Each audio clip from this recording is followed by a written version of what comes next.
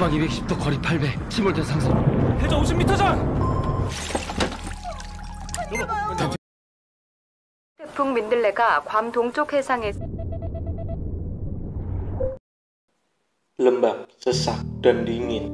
Itulah yang terjadi ketika Angkatan Laut Korea Selatan sedang dalam tugas latihan di dasar laut Jepang. Kang Do-young adalah seorang pemimpin di dalam kapal ini, dengan bawahan sebanyak 44 personil dan diantaranya ada yang kakak beradik bernama John Tae-song dan John Tae-ryong. Mereka nampak tenang dan senang hingga suatu ketika ada kesalahan data yang membuat salah satu torpedo penjaga pantai melesat dan memburu kapal mereka. 방위 340도. 거리 5천. 모터 앞으로 선소. Kapten Kang dengan bersusah payah bermanuver untuk menghindari torpedo itu. Segala upaya telah dilakukan. 거리 700 전방 210도 거리 800 침몰대 상승 Hingga pada akhirnya mereka semua selamat dengan menipu arah, namun sayangnya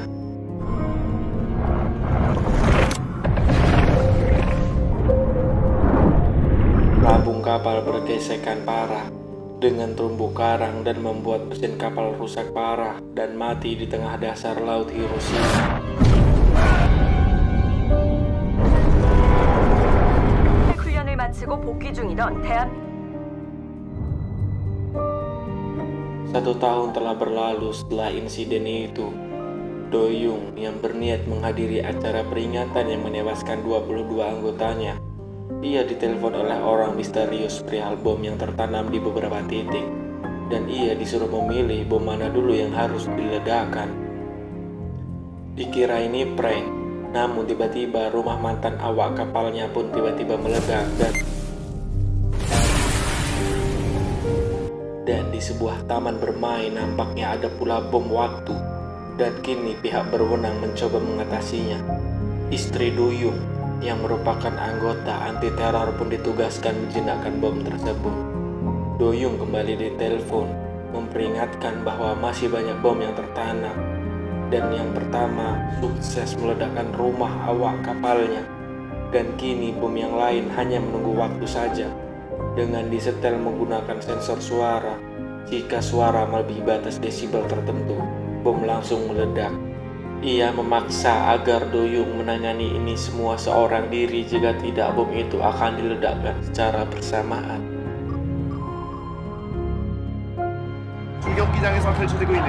Akhirnya, dengan rasa terpaksa, Do-young pun mulai mengatasi bom pertama yang tertancap di sebuah stadion bola. Seluruh tempat ditelusuri hingga ia mendapatkan bom yang tertanam di dalam akuarium di ruang VVIP di stadion itu. Karena waktu telah habis, dengan sekuat tenaga Do-young menyelamatkan orang-orang di sekitar ruangan itu. 너 뭘 들은 거야?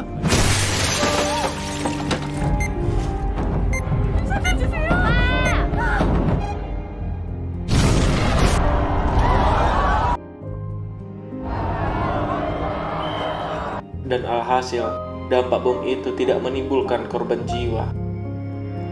Setelah insiden itu, Do-young kembali dihubungi orang misterius lagi yang memberitahu bahwa masih ada 2 bom di 2 tempat yang berbeda. 바글바글하네요. 전화 끊지 마요. 다 터뜨려버리기 전에. 늦으면 수영장도 터져. 대피를 왜 아직도 안 시킨 거야? Dan di salah satu tempat sedang diatasi oleh istrinya, dan Do-young diminta memilih bom mana dulu yang harus diledakkan. Dengan rasa bingung, ia pun mematikan telepon itu, dan dari belakang ia ditanya oleh salah satu supporter yang memperhatikannya apakah yang sebenarnya terjadi. Karena hanya mempunyai waktu sedikit, ia pun meminta tumpangan pada orang itu, yang ternyata adalah seorang reporter yang bernama Oh Dae-young.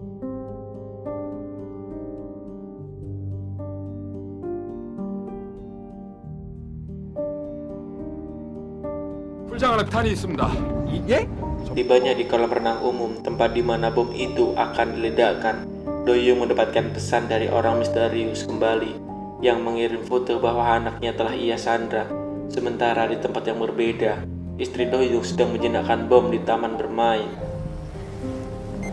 Do-young pun menyisir area kolam dan menemukan bom itu di dasar kolam.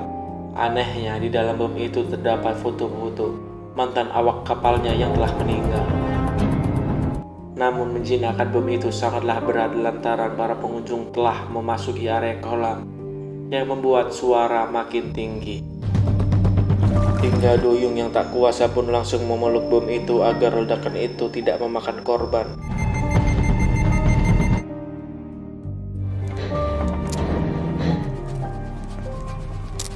Sementara di taman bermain, istrinya yang sedang mengatasi bom itu mengalami kesulitan. Hingga sepersekian detik kedua bom itu meledak. 사장님, 2층에 사람 안 보이네. 15초 되면 무조건 나와. Untungnya dua bom itu adalah pancingan dengan daya ledak yang kecil. Namun bom di taman adalah umpan. Bom yang sebenarnya tertanam di bawah tanah. 피하면 사령이 죽어요. 피하면 사령이 죽는. Dan membuat istri Doyung terpental jauh akibat ledakan itu.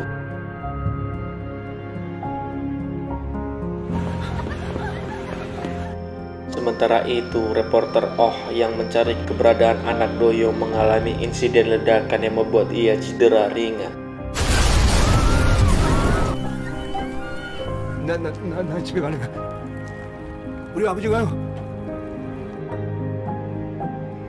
Atas beberapa insiden itu, melalui investigasi singkat, Doyung mencurigai satu awak kapalnya yang bernama John Taesong. Kecurigaan ini terbukti ketika Doyung mendatangi kediaman Taesong dan menemukan banyak sekali bom rakitan di kamar itu. 이게 뭐야?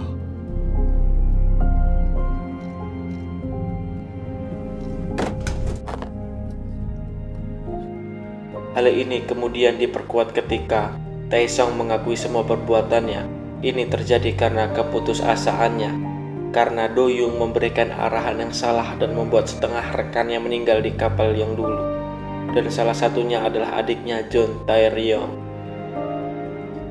Taesong pun mematikan telepon itu dan menculik istri Doyung yang sedang dirawat akibat ledakan bom.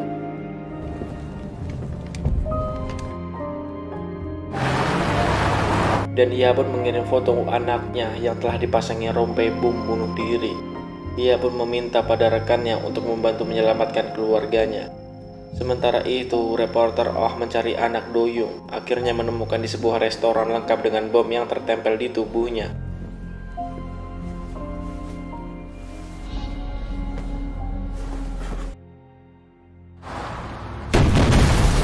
Tak lama setelah itu, di sebuah hotel terjadi ledakan pada iring-iringan mobil. Taesong pun bertemu dengan Doyung yang tengah memakai rompi bom bunuh diri. Di sini Taesong mengungkit kembali kejadian masa lalu di mana keputusan Doyung membuat setengah dari rekannya mati. Di mana saat kapal mereka rusak dan bantuan tidak kunjung datang, perkiraan butuh 2 minggu untuk mengevakuasi mereka. Sedangkan oksigen untuk 44 awak hanya bisa bertahan dalam 1 minggu. Alhasil Doyung memberi perintah untuk menyelamatkan setengah awak kapal atau tidak sama sekali. Beberapa ada yang setuju dan memilih tidak, namun kebanyakan memilih untuk mengikuti arahan sang kapten. Taesong dengan keras menolak jika tidak bisa menyelamatkan seluruh awak, setidaknya jangan membuat setengah dari mereka mati. Namun keputusan voting telah dibuat dan akhirnya mereka pun menarik benang di mana yang mendapatkan tali pendek ia akan dikorbankan dan tali panjang akan diselamatkan. Taesong mendapatkan tali panjang, namun sang adik naas sekali telah dikorbankan. Walaupun Taesong selamat, namun karena rasa sakit dan kecewa yang mendalam, ia pun akhirnya menyusun rencana dan terjadilah tragedi bom yang telah ia rencanakan dalam 1 tahun terakhir. Demi membalas semua dendamnya, ia pun memasang bom rompi pada anak dan istrinya. Dengan ditekannya tombol pemicu, dengan waktu 3 menit, bom itu akan meledak.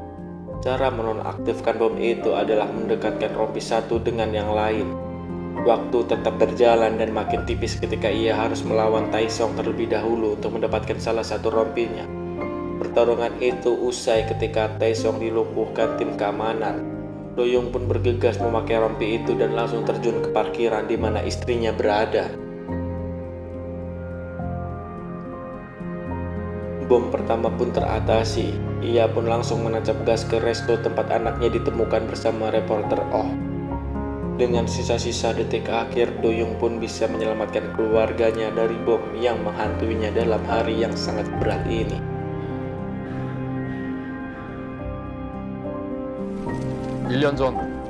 Atas kejadian itu, Doyong mengklarifikasi bahwa keputusannya yang lalu adalah kesalahan terbesar.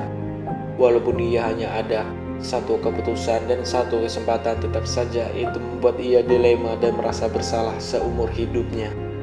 Film pun selesai.